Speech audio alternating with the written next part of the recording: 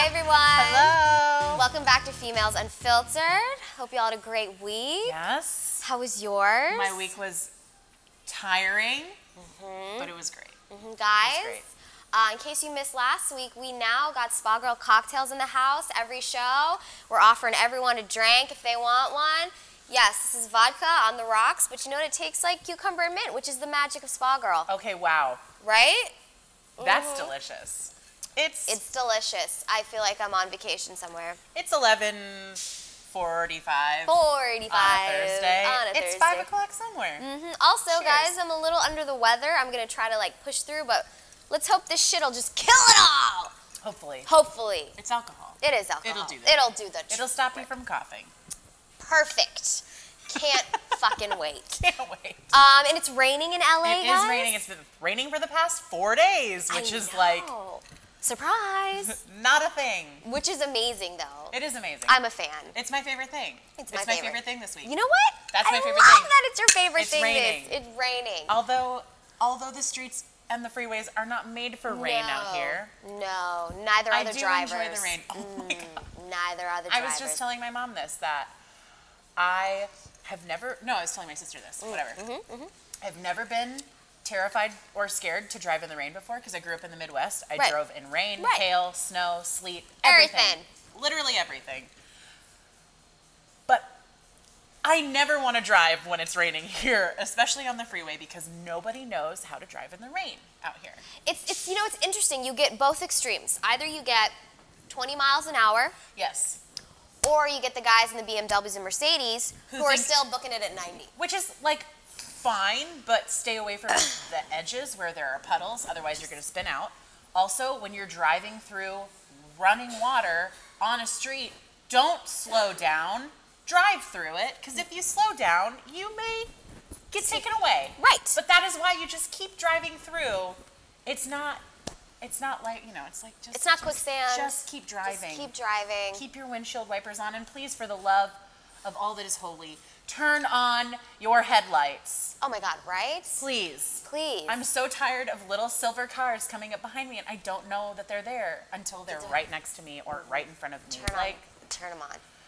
I did notice a real lack of motorcyclists today, Oh, though. yeah. Oh, the last 4 days I haven't seen it. Yeah, which, I mean, I love you motorcyclists, but listen, the dodging in front of the traffic thing, it's so good. This is really good. It's tricky. Anyway, so your favorite thing is the rain. I love that's your favorite thing. Yeah. Okay, I was trying to think about what my favorite thing is, and I'm going to go with the rain because I'm a big lover of the rain, too. Also, I had some really great days with my boo. Perfect. So I'm going to go with that, too. Perfect. I love that. It's, you know, keeping it short, sweet, and simple, guys. Yeah. That's what we're about. Yeah, that's what we're about. Short, well, sweet, kind of. simple, well, sort of, maybe but not sometimes. really. We don't know. You know, it depends. it's whatever. Yeah. So there's always stuff going on in the world too, guys. Like we love to get into. Yes, we do. Did you find something good that you want to talk about? I did. Okay, let's so hear it. I have to get my phone out for this. Get so it out, I remember girl. that Get it out. That's get fine. everything. I put my shit on my iPad. Whatever. So it's fine. the inner theater geek in me, when I saw this headline, I was like, that is a dream come true. Okay. So Andrew Bart Feldman is 16 years old, and on January 30th is his debut as Evan Hansen on Broadway in Dear Evan Hansen. He's 16 years old. He is 16 years old. That's amazing. So Andrew, he's just a wonder. I read the whole article about him, and I was just so amazed at him. He started his own theater company when he was 12. Love. And it's still going on. Like this I think last year they did the last 5 years. Yeah. And they, every weekend or every show, they switched it up. So it was boy, girl. It would be boy, girl, boy, boy, girl, girl, and then girl, boy instead of boy, girl. Oh, cool. So they kind of switched it up so that it was all a little bit different. Yeah. Which I love. It was super inclusive. But the way that he got this was that last June, he was competing in the National High School Musical Theater Awards. That's the thing. The Jimmies. The Jimmies. Also known as the Jimmies. Which he won. No surprise there, because Andrew, so great.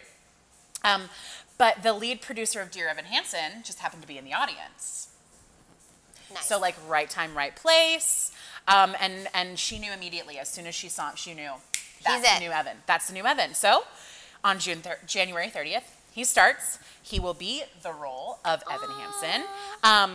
And so right now he's going through, he's rehearsing 5 days a week. Yeah. And he's going, it's super, the role is wrenching vocally and emotionally. Yep. And so he'll be the first teenager to tackle it on Broadway, which is funny because he's actually 1 year younger than Evan Hansen in the character, show. Yeah. So but it's typically been portrayed by 20-year-olds. Exactly. Ben Platt was 23 when he started. So, yeah. But where did it?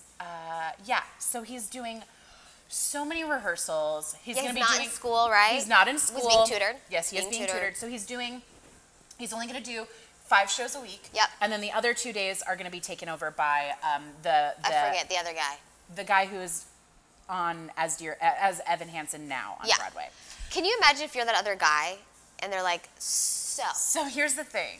We found a 16-year-old. And he's going to be Evan. He's going to be Evan. But you're going to be 2 days out of the week, which is great. Like, still a great gig, 2 days out of the week. I mean, great. But it's just so interesting to see how theater and film are so different and so diverse with ages and who plays who. But there's one thing ringing true in showbiz everywhere. You always lose your job to someone younger. That is true. The fuck? I mean, and that's the thing is, like, the woman who plays Scout in To Kill a Mockingbird on Broadway is in her possibly late 30s. Yeah. And she's playing. I would have been a great fucking Scout, 10-year-old. by the way. I was Scout in high school. I was amazing. I Why the love To Kill fuck a did you guys Mockingbird. call me? I love To Kill a Mockingbird. So good. So good. So good. So, but I wanted to share with you this last little, quote. Yes, let's hear it. It made my heart just so he said, Andrew said, I learn a bunch of new things about him every day, every rehearsal, every time I sit down and look at the script, and I'm going to find him. And I was just... Aww. As an artist, that's wonderful. As a 16-year-old. Like, no. Can you imagine? He's got a lot of being feelings. Pushed, that and being pushed, well, not pushed, but being You know. given this opportunity to perform in front of thousands, if not, possibly Take millions some of people. chutzpah right there. Oh my God, major balls. We got your back, buddy. We got you, Andrew. Your back. Call us so if you need excited us. for you. Cannot wait to got hear your back. all the reviews. Exactly. Okay, I love that. That's great. So I went with something more comedic and lighthearted. Lovely. Okay. So I'm pretty vocal about how I feel about everything on the show. It's no surprise that I hate Trump. Yep. Or me. Yeah, she hates him as well. Fuck you, Trump. I don't have a problem saying that to your face. And there is a great New York City-based artist named Phil Gable. Okay, he works for a brand content studio called Porcupine Armadillo. And he decided to build 5 mini statues of Donald Trump that he has installed in AstroTurf throughout the city. And there is a lovely yellow sign on the front that says, "Pee on me." So dogs everywhere can just take a piss on Donald Trump's face. And you know what? If I see a human doing it, I'm not judging you. I'll give you a high five when the cops aren't looking. I don't give a fuck. Yeah, don't get busted for, Don't get busted you for, don't want to do that. for urinating in public. He's not don't worth do it. that. I mean, no, he's But if you want to do it when nobody's around. Hey, I don't care, do it. And he's saying, listen, people in New York and really everywhere, they're tired of dogs peeing on flowers. So really, we're making a fun political comedic statement, and we're helping to get the dogs to learn to pee on not flowers, because he sprayed it down with a dog potty training aid to help draw the dogs in.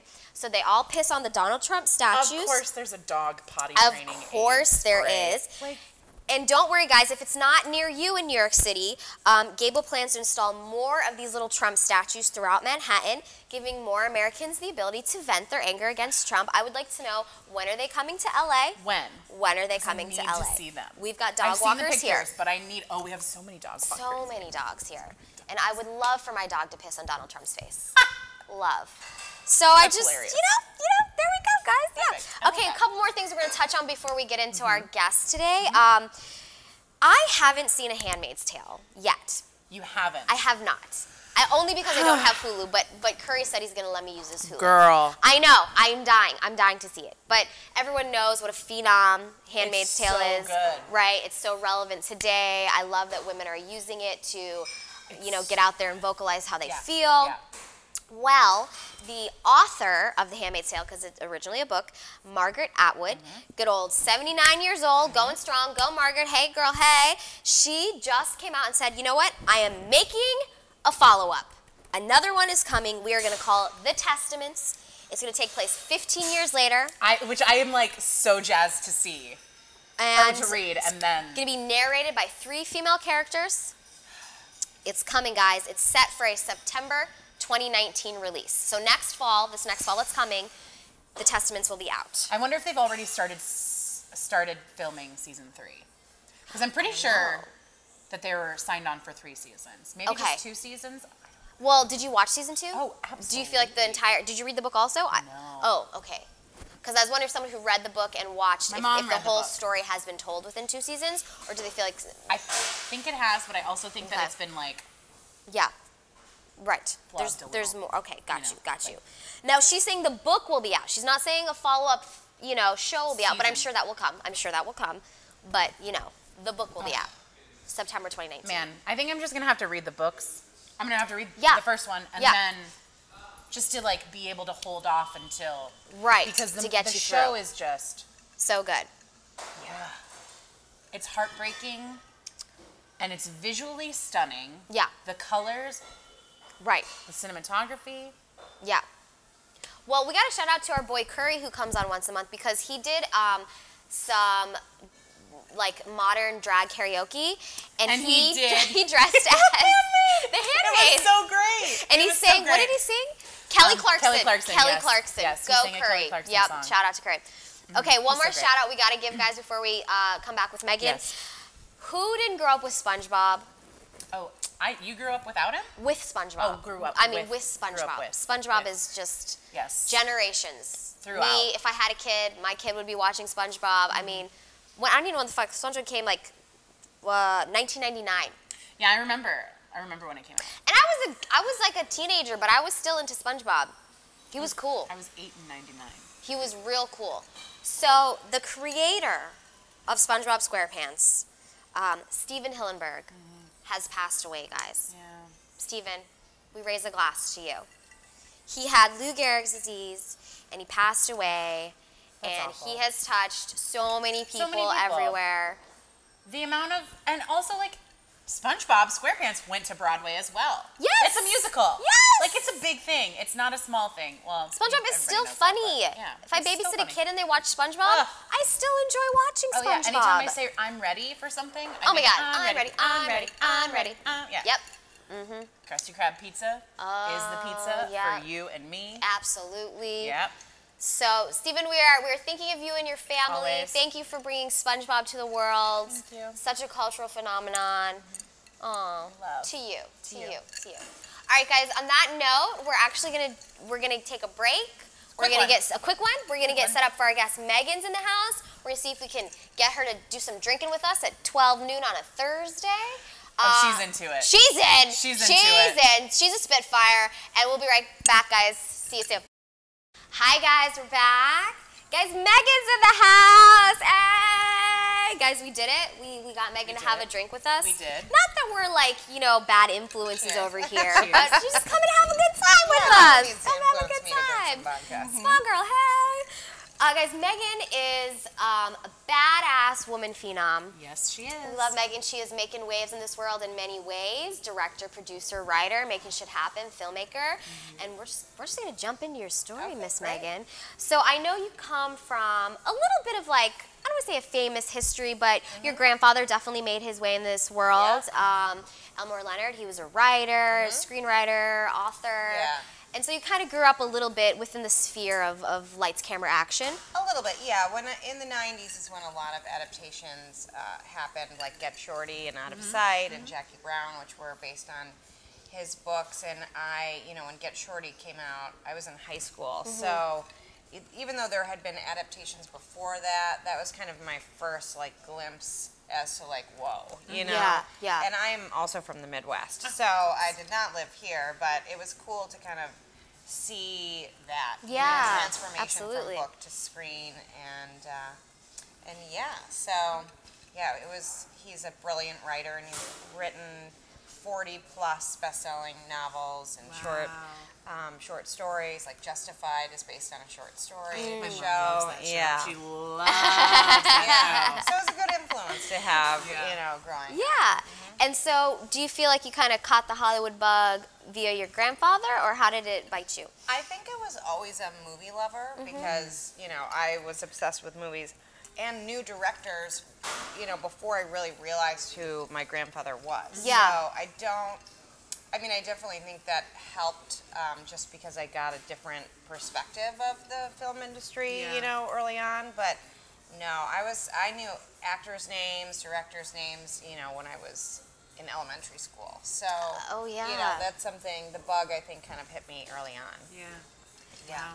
And then when you were 22, you're like, I'm going for it. Yeah. I'm out of here. Exactly. Yeah. Then I moved to LA, and then I worked my way up in the business and, worked for agents and managers and producers, had, things thrown at me and yelled at the whole deal. The whole shebang. But, I think as much as that's not okay, being hazed in this business, I think there's some value in it because of the sense that if you're that easily spooked, you're never going to make it in this business. Right. So I don't condone that kind of behavior, but it's a cutthroat, difficult business. It's and if showbiz, people are like patting you on the back, like, good job, honey, like that's not going to help you when you're submitting projects and constant rejection and, being mansplained in rooms and like all of those things. It's so important to just kind of get that thick skin. And, 90% of the time it's not personal, as long as you're not like being abused or like assaulted or harassed in a certain way, then just, your boss is being kind of Devil Wears Prada-ish is not the worst thing in the world. But yeah, and then I decided to become a producer, had some success in that, and then, the recession hit, things weren't getting made, and that's kind of what pushed me into becoming a filmmaker myself. I was able to have more control over the process. And I started making things that I could make for cheap, writing scripts that didn't have like space aliens and something that doesn't need right? mega production value. Absolutely. And I encourage any aspiring filmmaker to just like make things that you can make for really, really reasonable money. Absolutely. And, gain experience that way. Yeah. So, one thing I read about you is, so you've kind of really taken into the horror genre. And I know you speak a lot about one of the reasons you went into horror is because it's really the new medium for independent films, right? You're really embraced. It's much easier to break in that way within the horror genre because there are such rabid fans of the horror genre. And they stay with you. They stay with you throughout the whole process. So I kind of want to know, did you break into horror really because you knew it would be easier, or did you also have a love of horror films? I also had a love of horror films, especially the artistic horror films. I mean, they are still, to some degree, they're fantasy, really, even though they're not in the fantasy category, but you have the same kind of freedom with horror that you would have towards, any sort of elevated reality genre. Yeah. You don't really have that freedom if you're doing like a dramedy. Right. So, I mean, you can make something quirky and artsy, but it's fun to do that with horror. And I love like the greats, who I don't think necessarily are so great personality-wise now, but like Hitchcock and Polanski and like people like that who are making really artistic, profound, atmospheric horror has always been my favorite. So yeah, and then doubly it was a good way to get involved. But I was producing horror before I started as a horror filmmaker, so I always had a love for it, for sure. So when you were little, I saw that you watched The Poltergeist and you were getting nightmares about it. And your dad had to explain to you like how they shot certain scenes so you wouldn't get nightmares. So for me, the nightmares that you get as a child when you watch horror films, that has never left me as an adult. So like at what age were you like, oh, I'm scared of this shit? I mean, I think as women, we all have things that we're afraid of. Yeah. I think women are afraid of more than things than men. We have more things to be scared of. Absolutely. I'm not really afraid of ghosts or anything like that, but I am definitely afraid when I'm in my home alone. Right, or what have you. But yeah, no, I don't spook super easily unless there's like a cockroach or something, and then it might as well be a psycho killer in the house, and the scream would be the same. Yeah. You know, I feel like one of your future films should be an invasion of cockroaches that just kind of like overtake. Anything with a crunchy shell, I would take a spider over a crunchy shell any day. That's amazing. Have you watched? So, are you into like scary shows? Yeah. Okay. Have you watched, well, it's not really scary, but have you watched You on Netflix yet? No, but I've heard people talking about it. Is it really good? It's like, I couldn't stop watching. Okay. Good to know. It's good like, to know. there are some just weird suspense or like psychological thriller type? Yes, that's my favorite. Yes. Yeah. Awesome. I will check it out. Is that with the guy from Gossip Girl? Yes, Penn Badgley, yeah. And he like described himself as like Ben Humphrey, or Dan Humphrey, not Ben, Dan Humphrey with a knife. Is it interesting that I think he had a creepy element before that? Oh, he absolutely did. Right? He did. Right? What did I ever see him in anything where he was creepy? I don't know why. I don't know if I've ever seen him in anything, but he was kind of creepy in Gossip Girl. Just like a hot bit. creepy. Hot creepy. Hot creepy, yeah. And so so one of your films that's out now, guys, you can check out is The Ice Cream Truck. Which, who doesn't love some ice cream unless you're lactose intolerant? Yes. What made you decide to stick with an ice cream truck killer? I lived in an area that had a lot of like retro kind of ice cream trucks, like in Highland Park, actually, around here, which is kind of seems a little stuck in time. Like the downtown is very old-fashioned seeming. It's so cute. I love it. Yeah, it's cool. Yes, And there were a million ice cream trucks that would go by, and they would go so slow, and they would play that song, that music, "Turkey in the Straw," every single time. And I love that you know the name of it. Of course, because upon your research, you know the name of it. "Turkey in the Straw," and every ice cream truck almost plays it. Like almost every. Right. It's also the same as "Do Your Ears Hang Low." It's the same. Oh, "Do Your Ears Hang Low." Yeah, it's the same. There's like a million variations of that song. So of that tune. I know. Sorry, but and then I was just kind of. It just seemed strange to me, and the ones that were in my neighborhood were giving out, ice cream cones and banana splits, like real ice cream, and it struck me as bizarre because I'm from the Midwest and we didn't have that. We had Nestle Crunch bars and ice cream sandwiches. We had the Schwanz man. Yeah, okay. Push-up pops. Yes. We would just have ice cream delivered to us. As opposed to like Schwanz man. Yeah. I'm not they had a whole with bunch that. of other stuff, but my grandfather despised them. Oh, because it was like Amazon Prime delivering your groceries before Amazon Prime was delivering your groceries. Ahead of your time. Yeah, so it was like all frozen food that you would just like make. Nice. But it was great. Yeah. Sounds great. Yeah.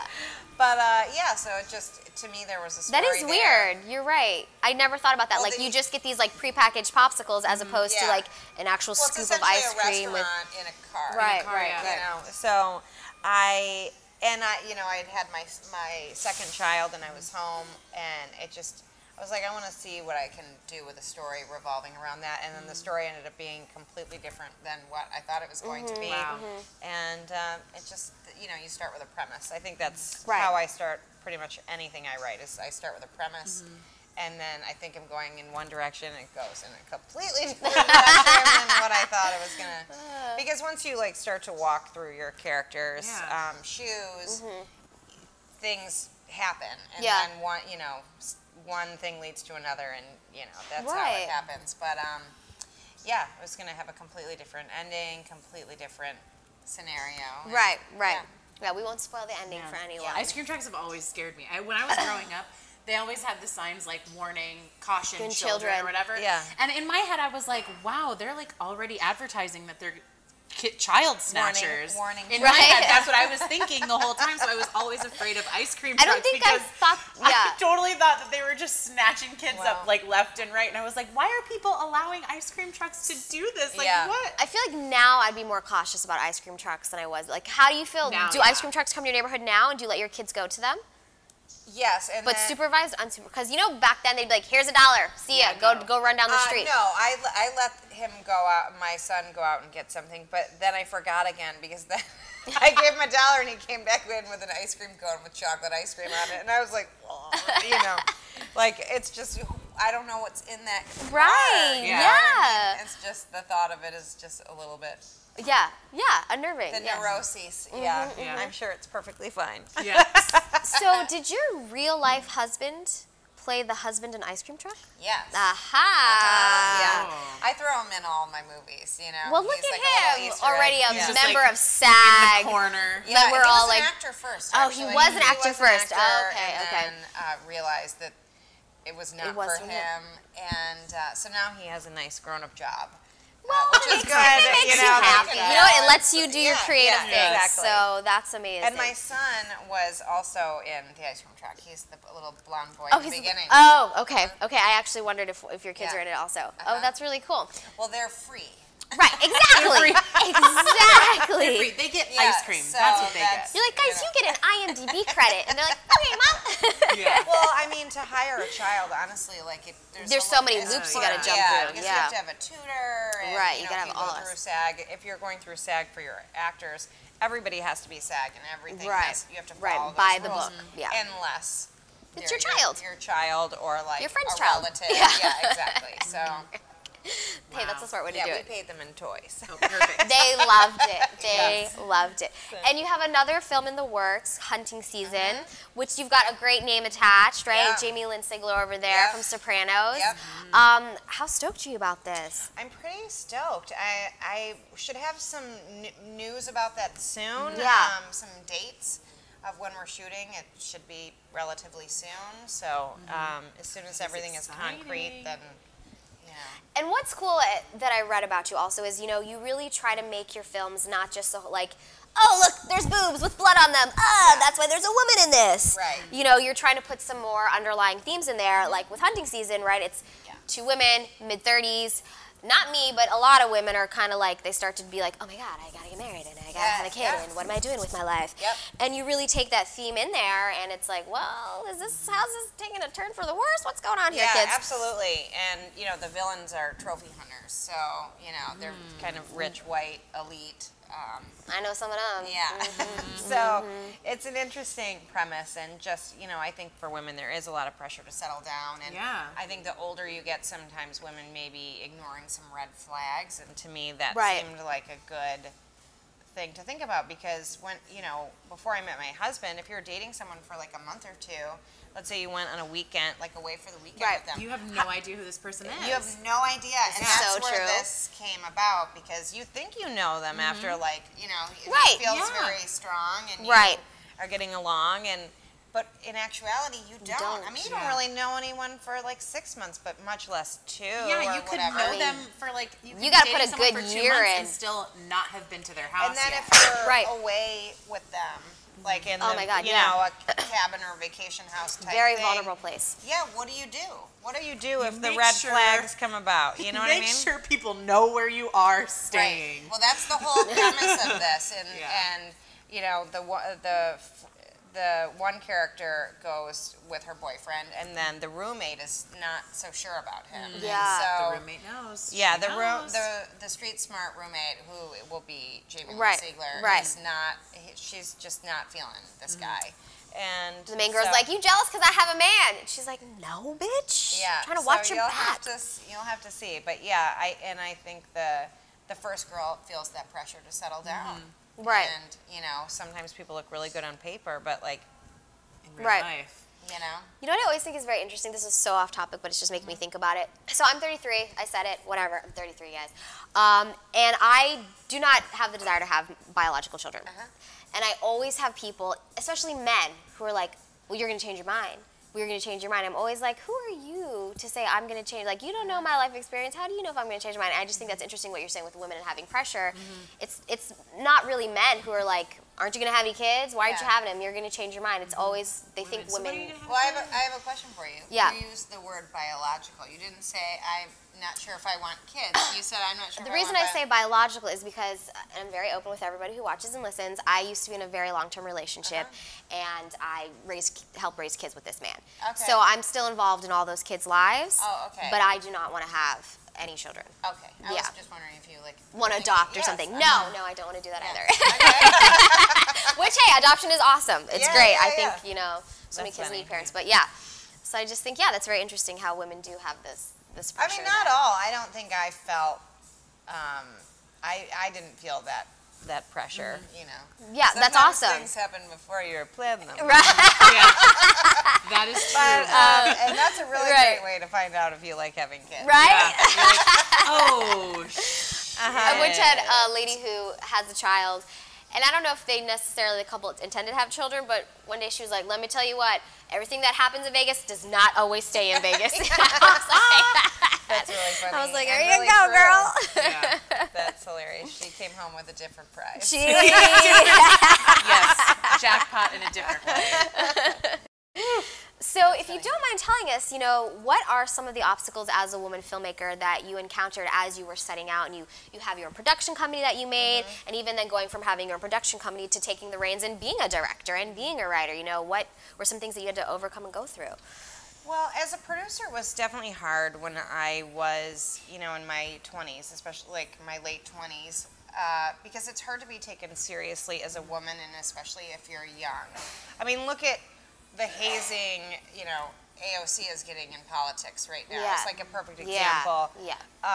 If you're young and a woman, you're just a target, A, and B, you're not really, your opinion is not as valid as like a 55-year-old man who's more established. And obviously your resume is very important in what you've done, and that should be taken into consideration when you're collaborating with people. Right. But I do think it's not equal. If I were a 29-year-old male or 29-year-old female in the same room with the same, you know, working on the same project, you can just feel the difference. Right. And I hope that's something that continues to get better. I mean, I think it's an issue in many fields, but that's something that I definitely experienced. And, you know, working on larger projects, things would take a long time because there were a lot of cooks in the kitchen. Right. And I loved being involved in all of those projects, but the great thing about doing stuff for myself and making films, sorry to cover up my, is you get creative freedom and you get control to like see the project through, and you don't have to answer to as many people. And that was what I learned on my first film, Rebound, which was so great because I was like, okay, I get to just do this the way that I want to do this and learn every job. Not that I did every job, but when you're involved in an indie film, you learn every job. And when I was in development, you know, especially in TV and things, you don't learn every job. You don't really learn the ins and outs of post-production. It's not really something a producer is that involved in. So as a filmmaker, that was another great thing I got to learn. You learn more, you have more control. You don't maybe make as much money, but you know, there are pros and cons, and I wouldn't trade that experience, because now I'm a better producer as well now, not just a better filmmaker, but I just know so much more about the business, and so I'm so glad that I kind of took that journey to do that. Good. And then one film you have upcoming, which is not in the horror genre, right? You're developing a period romantic comedy. Is that Racing to the Altar? Oh, that's someone who I was producing with is doing that. Okay. Yes, but that's a great script, actually.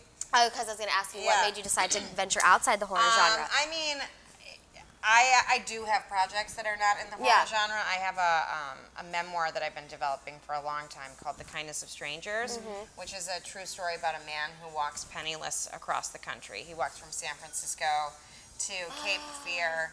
And Sounds amazing. Yeah, it's amazing. You should read the book. It's on Amazon. It continues to be like a bestseller on Amazon. I adapted it, so we're just now kind of really. We thought about doing it as a TV show. You know, when you're adapting a property, you're not always sure the best way to do it, especially if something is a true story. You know, but we're definitely we're doing it as a film, and we're very excited about it. It's very kind of wild or into the wild, but not as dark. Right. Yeah. Cool. Yeah. Oh, that sounds great. That sounds great. Okay, girl. Yeah. All right. Okay. Cool. Good. So what advice would you give to young female filmmakers, or young female prospective producers, directors, writers, everything, what would you, who are like trying to make it in this get world? into it? Gosh, so many things. I think you have to go with your gut and just try to remain strong. I think don't take things so personally and choose your battles. Choose your battles is probably a really important one because I remember when I was young, I was very adamant about like fighting for like the best credit I could get on something. For example, like let's say you get involved in a film and you're with bigger people, don't necessarily fight to get that like full producer credit because you may have to take executive producer credit or things like that. Just like understand this business and that there's a hierarchy in this business, and it will get you really far if you understand that and are able to be mature about it and be a good collaborator, all of that kind of stuff. Because it is a hard business. And if you want to be a producer, find material, find books, see if you can option them, or find a writer who has a script that you can make it for a decent amount of money. See if you can find the money. I mean, that's really what a producer does, is they find material, they find talent, and they find money. And it's hard. It's not an easy thing to do, but if you strategize in the right way, you can totally do it, and, Yeah. You can make it happen, guys. Yes. You can make it happen. Make the magic happen. Guys, if you are excited about Megan as we are in all her upcoming projects, please find, follow, and support her. Where can people do that, Megan? My Instagram is Megan Makes Movies. Love. My Twitter is #1Megan. Oh, okay. I've been looking for you on Twitter. #1Megan. Okay. I had that for so long, and it's so funny because I'm shocked that no one else has it. #1. Because I don't think it has like a symbol. I think it's just #1 Megan. Yeah, and That's I'm on awesome. Facebook, but I don't really use Facebook as much anymore because not many it's so do. political. I mostly do Instagram, so that's probably the where best it's at. place to find me. I don't know how to use Snapchat, really. You don't. I need mean, to be I missing don't much. really use it either. Is there another No. app that I should know? Some people try to be other apps, but none of them are winning. Yeah, no. Yeah. No. None. Instagram is really where it's Instagram, at. really. Yeah. Although I have seen a lot of ads lately. On Instagram? Yeah. Is it things that you're talking about because your phone listens? Yes. I literally had a conversation the other day about wanting to change my tub to a walk-in shower, and then I all had of a sudden fucking sponsored. ad Are you pop going to search up. anything, though? No. Are you sure? Yes. Do this I can experiment. literally Start talking about something around your phone. Your phone is listening. It's so creepy because sometimes I'll be like, I'll be talking to my roommate about something. Hold on, let me Google it real quick, and I'll get on Google before I even I'll put in the first letter, and it will pop up the exact thing that I said. They're always listening, and Alexa is always listening. If you're doing anything illegal, turn your fucking phone off. Yeah. Let me tell you that right now. Wow. Yeah. I'm like, new idea for a horror movie. Absolutely. People put like duct tape or tape over their cameras on their laptops or on their iPads if it's just like open all the time. Yeah. Like, of course people can get into. Absolutely. And they can get, oh yeah. This is a really good note to end on. But I'm totally going to tape my computer. Yeah. But it's so hard because so many apps that you are using I that you need to know. do. You have to use You have the to camera. turn on your, I use a Your location. pedometer, Yeah. so I need to have all that stuff on. Oh, well. those tech companies out there. Uh-huh. All right. They know what they're doing. They do know what Thanks they're for doing. having me. You're This so is really welcome. fun. Thank you for Yeah. coming. We support you anytime you want to come back, and if you got a new film coming up, you want to talk about it. Great. You're We will always post welcome back. about Awesome. it. Absolutely, guys. Hang tight. We're going to take a quick break. We're going to set up for our musical performance. Kasey Lansdale. This girl's taking names and kicking ass, too. Yes, she We'll be is. right back, everyone. Take care. Here we go. Hi, guys. We're back. We've got Kasey and Vince in the house with us. We're excited. We're stoked. She's got a lot of shit going on in her life, and we're getting ready to jump right into it. Was there a specific reason why you kind of decided music became your main passion, your main love? There was no decision moment, it just was. From ever since I can remember, my mom always says my life is a musical. Ever since I was little, even in the grocery cart, I'd be singing at the top of my lungs, or we'd be pushing around Walmart and I'd be, doing Garth Brooks' latest hits. It's just something that always came natural.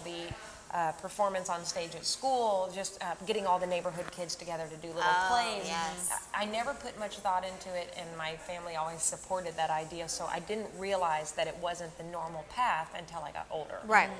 And then I kind of looked up and went like, oh, a lot of these people, their parents have 9-to-5 jobs. They do this, and there's nothing wrong with it, but that's not what my family did. Right. And so I realized like, oh, okay, we're a little different. And then as you get older and you travel more and you kind of have those experiences, you go, okay, I'm really lucky to be able to express all of the creativity that's inside of me. And some days it's like it wants to come out as a song, and some days it wants to be a piece of fiction, and you just. We were actually talking about this a little bit before. It's easy to get pigeonholed as musician, as writer. Right? I mean, you all know. Absolutely. So it was important to me early on to sort of just let the art be what the art wanted to be. And I'm an artist, not a musician, a singer, a writer, an actor. I am all those things, but all encompassed in being an artist and a creative heart. Right. Did you take vocal lessons growing up? I didn't take vocal lessons growing up. I had, when I recorded my album Restless, they brought in, I got to record in Nashville at the Cash Cab, so it was a really like amazing but nerve-wracking experience. And I thought like in this moment that'll be the time that I really want to step up my game. And I had been recommended a woman named Diane Sheets, who to this day I say changed my life. And she went into the studio with me because I've been performing live for as long as I can remember, but studio work and breath work, that's all very different. Yeah. And time is money, you know. Absolutely. So we brought in Diane, and she just gave me a few little pieces of advice. And to be honest, she mainly gave me encouragement. And then when she wasn't giving me encouragement, she was karate chopping me in the back of the head to open up my mouth to get a sound out of me that I knew was in there and never knew how to get out. And as soon as that happened, it just, like the floodgates opened. And I really credit her for taken, you know, just, I mean, she works amazingly fast. If anybody ever has an opportunity in Nashville, find Diane Sheets, because 2 days and my voice and my life and my whole skill set changed and evolved. Wow. So that definitely was important, but the process of singing, the stage work, all of that sort of just came through trial and error. And I had a guitar player who's still a really good friend of mine, named Danny Kelly, and he and I used to play, like, myself and him, for this audience, and nobody's paying attention, we'd like clap for each other, and, you know, and those were the moments where you really learn your craft. Right. Nobody cares anyway. So you can get up there and mess it all up, and it doesn't matter. You know, you're practicing, and then you look up and it's been 10 years, and you're like, oh, I think I kind of know what I'm doing. I feel comfortable. And it's like a nice stage to hit, because then you can explore and feel confident to explore. Right. So you know, you're from Texas, you spent some time in Nashville. How did you finally decide to come out here to LA? Oh, LA. Right? I don't know if we're all like, they're like, oh. Well, you know, I've been coming to LA off and on since I was a teenager, because my father had business out here, and it just sort of made sense to, you know, come with him, and I would perform here, and we had a few book signings that we would do together, but it was pre me being more in the fiction world than I am now. Oh, okay. So I sort of had roots here and some friendships, but I guess it was 2015, there was a TV show on that was based on some of my father's work, and I was doing music for that project. Yeah. And then I started doing music for other projects. Right. And then I started getting calls, and I was coming out to LA every Like couple all the weeks. time, yeah. And I thought, well, it's cheaper to live there than to keep flying Right. back and forth. And in my personal life, I was ready for a geographic change. I'm from the South. I love the South. I love Texas. There are a lot of things that are forever in my heart and my family and my friends. But it was time for me to be in an environment that fed the creativity, explored the more liberal side of me, and allowed me to just be who I was without having to explain it, because everybody that's here is that same person. Right. Everybody's here for a dream. Yep. Right. Which is great. Heard that. Because everybody is here for a dream, so they understand. But it can also, you can find it isolating quickly. So it's important to do things that bring everybody together, and that's why, like Vince here, I'm so fortunate to know Vince. We met on Instagram, or no, Twitter, excuse me. Yeah. And he's an amazing musician. He plays with all these people. When I moved here, before I lived here, he sent me an email and said, here's where it plays country music. Here's where we do all these things. You should check out this. Just kindness in his heart. Yeah. And then the last one said, and the best one is I host a jam in Burbank on Monday nights, and you should come. Park Bar. And I met a lot of people and created some relationships there that were all because some guy on Twitter was nice enough to say, hey, you should come to this thing. And that's what's great about LA and about the people here is everybody kind of understands because we're all doing that same thing. Right, exactly. That's awesome. So with your fiction writing, so you just had a piece published, right, guys? It's a new book that's out called Pop the Clutch, Thrilling Tales of Rockabilly Monsters and Hot Rod Horror. I'm glad you had the whole title because I was like, pop the clutch, that's it. Nailed it. So you have a short story in there, Tremble, and it's talks about a girl who seeks revenge on her childhood tormentors. Yeah. How much of that is based in real life? Because who hasn't had some childhood tormentors? Yeah, you know, it's in many ways, I mean, it's a piece of fiction for sure, but in so many ways it is autobiographical. It's a girl who is on the brink of her musical stardom, and she has this voice inside of her, this talent inside of her that she's only just sort of beginning to explore. And something happens in this story that sort of pops it. You know, it's not Diane back there popping her in the head. You know, she's got other things that make this come out. And it's a revenge story for sure. So it's definitely, it's the fictionalized version of what the evil side of me would like to happen. But it was really great because it was nice to write about a girl and kind of exercise those demons. Yeah. Someone who is a singer.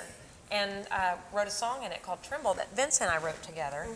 And we're actually, there's a book signing for that book this Sunday at Dark Delicacies. I don't know if you know that bookstore. I think, is it in Burbank? Burbank. That's a great bookstore. All Horror bookstore. Great bookstore. Fantastic bookstore.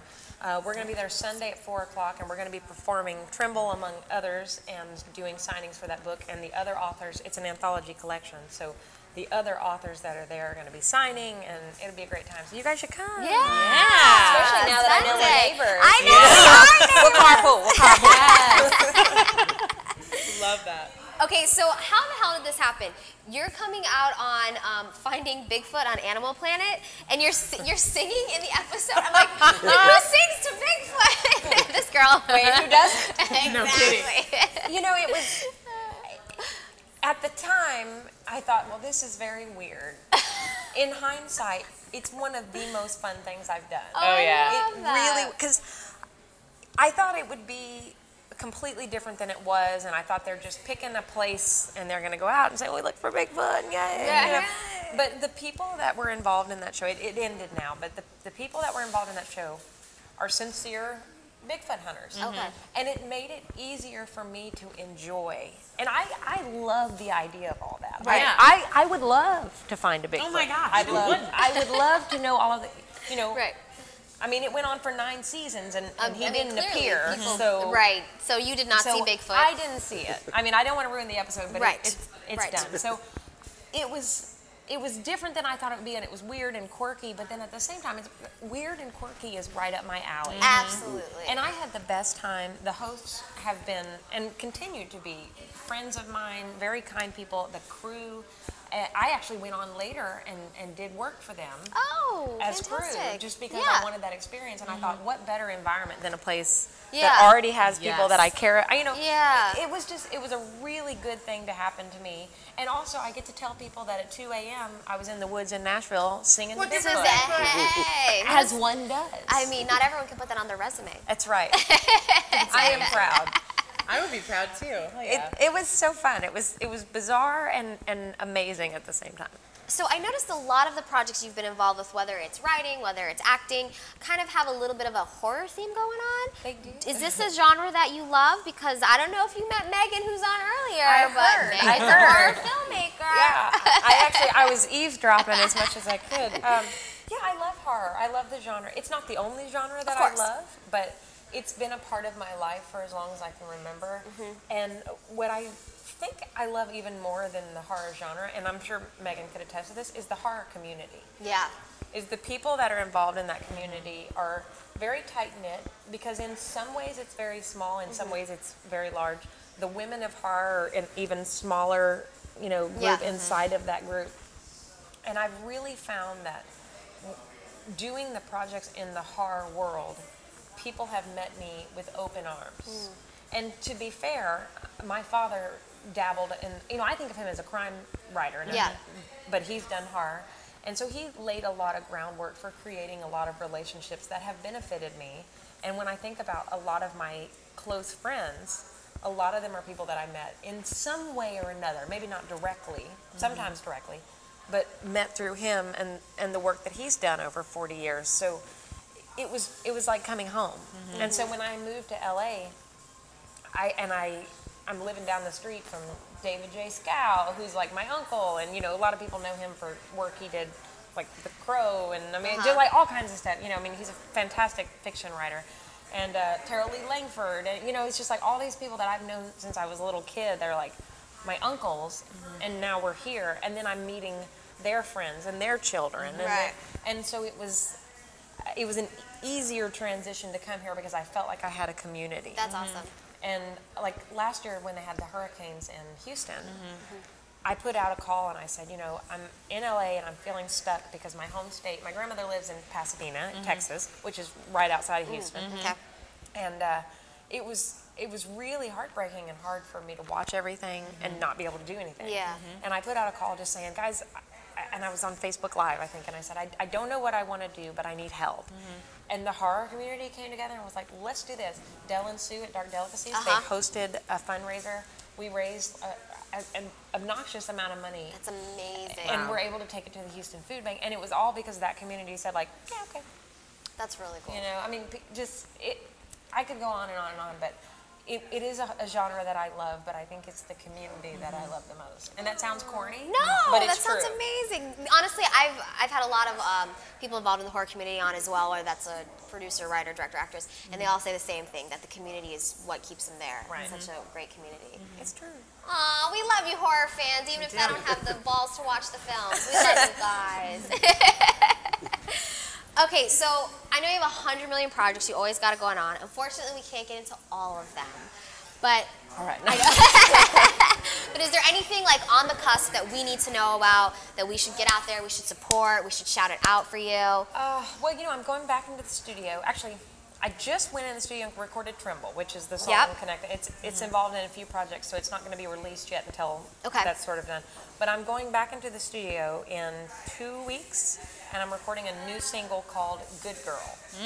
And we've performed it, I don't know, maybe 4 or 5 times. It's new, and we're gonna perform that for you guys. Okay. So be gentle. Be gentle. I have so many feelings. Be gentle. And you have Leave Her Wild is out now that people can get the album. They can download. They can get some songs out of there. You can hear the very song I sang to Bigfoot. Oh, that's right. That's right. Who doesn't want that? Yeah, Leave Her Wild. Restless is the album before that. It's all, you know, just play it on Spotify so I can get my $3 a day. Yes, please. Just spend that 24 Spotify hours, that shit. you know. That's right. You spend it for a week, I can buy me a Coke. 2 weeks, Starbucks. Hey. That's awesome. I don't want to brag, but. All right, girl, we got you. All right, guys, so is there anything you want to tell us about the song before you perform? Just that it's new, and I hope you like it. We'll see what happens. I'm going to switch places with. We're all set. You ready? Are you good to play like I'm ready, yeah. Yeah, you can put it in my lap.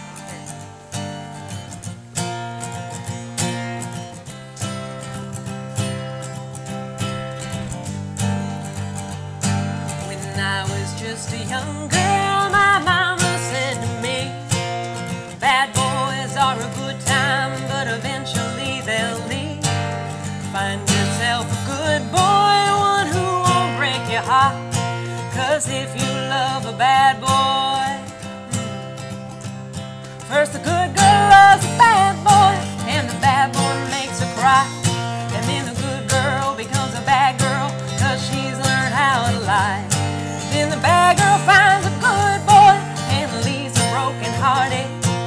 And that's how the good girl, bad girl, good boy thing gets started. In this life, there's a lot of lessons you will learn. Sometimes it's the hard way, and sometimes you get burned. Every time you break a heart, you're making a heartbreak. Another love goes up in flames. Here comes the undertaker.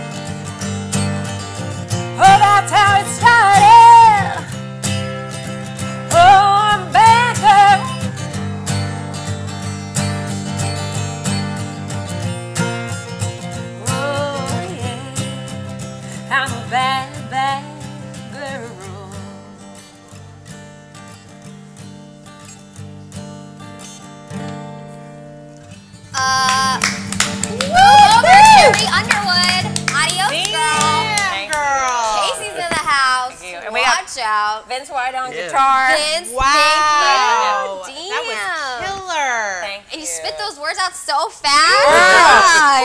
It's not even, I'm like the bad girl. I don't know. She's bad. She's good. Somebody's good. Somebody's bad. I don't know. Oh my word. But that's the new one, and I'll be going into studio, and I can't wait because when you're in studio, you're in there for hours and hours, and then you can really suss out the song. So I'm really excited about that, and thanks for letting me play that here. Heck yeah, that was Thank you. fantastic. Thank you. You got any live shows coming up? Just this Sunday we'll All be right, performing. guys, make sure you Dark come. Yoga Get Scene, there, yeah. get there. Perfect. Come out, say hi. Please. Okay, tell everyone where they can find, follow, support you on Instagram. It's all Kasey Lansdale, KaseyLansdale. That's Instagram, that's Facebook, that's Twitter, that's my website, KaseyLansdale.com. Find me, say hi. I love to hear from you. Vince, where can we find, follow, support you? VinceWhiteGuitar.com. That has all the links to everything. Right. He's efficient. He is. It's myguitar.com. We got it. Guys, we are Females Unfiltered Show. Thank you for joining us on this rainy day in LA. We appreciate it. Oh, next week is actually going to be an Aquarian birthday special. Oh. I know. We might have like streamers and shit. You know, get ready, get ready. Thanks, guys, for all of you who support us each week. We really appreciate you. Guys, we're at Mixology 101 every week. We love them. Coming down, get yourself some French fries. Spa Girl Cocktail providing us with some beverages. We love you as well. We'll see you guys next week. Take care. Bye.